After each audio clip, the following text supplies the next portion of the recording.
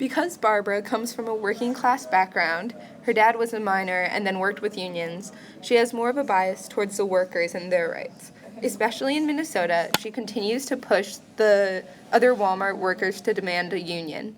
This would make sure their wages, health, and other rights were secure. This bias prevented Barbara from seeing the point of view of the company, which would maybe justify some of their actions. For example, in Minnesota, Barbara sees a worker at a hotel going on strike for higher wages. She encourages the rest of the Walmart team to go on strike, or at least demand higher wages, but she leaves before she can help make any change.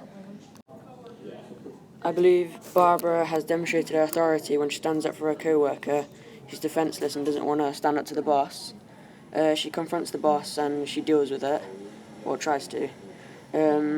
She deals with her issues, well, not very well, because she goes home and she hasn't really been there for a long period of time. So she doesn't really deal with them that well because she doesn't really know all of the issues. She doesn't have much knowledge on the actual working on minimum wage. As I said, she's only been working there a short period of time, and doesn't have much knowledge because of that. And she's also been used to upper class lifestyle, and it's her first time working in the middle class. Barbara's experiment is valid. Throughout the book, she worked hard and tried to live in the working class, but she did allow some limits. She used her car and college degree to get a job, and she made sure she was never homeless by using money from an emergency fund from time to time. Overall, her experiment was somewhat successful, though. She tried really hard to live in poverty without using her own money and actually lived off the money she earned. I think this experiment is valid because she faced a lot of hardships that are very common for other Americans in poverty. In the evaluation and the afterward, Erin Reich mentions how certain aspects of her experiment could have been flawed. Such aspects include her use of a car, her college knowledge, the fact she has no kids, and her financial safety net may partially undercut the conclusions she drew. In this experiment, I messed up. In the evaluation and the afterward, Erin Reich mentions how certain aspects of her experiment could have been flawed. Such aspects include her use of a car, her college education, the fact she has no kids, and the safety net that she has financially may partly undercut the conclusions she draws.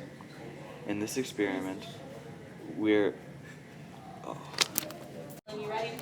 in the evaluation and the afterward, Erin Reich mentions how certain aspects of her experiment could have been flawed. Such aspects include her use of a car, her college education, the fact she has no kids, and her financial safety net. All of those aspects may partially undercut the conclusions she draws. If this experiment were to be done today, her conclusions would be very similar to the ones she produced in her original experiment in Nickel and Dimed. Certain aspects of the low-wage lifestyle have changed, such as an increase in minimum wage.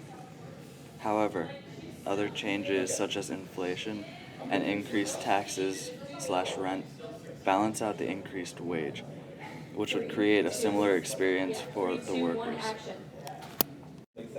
We gave Barbara and her experiment a B because although she did have a pretty authentic work experience as a low-income worker, she also had some unfair advantages.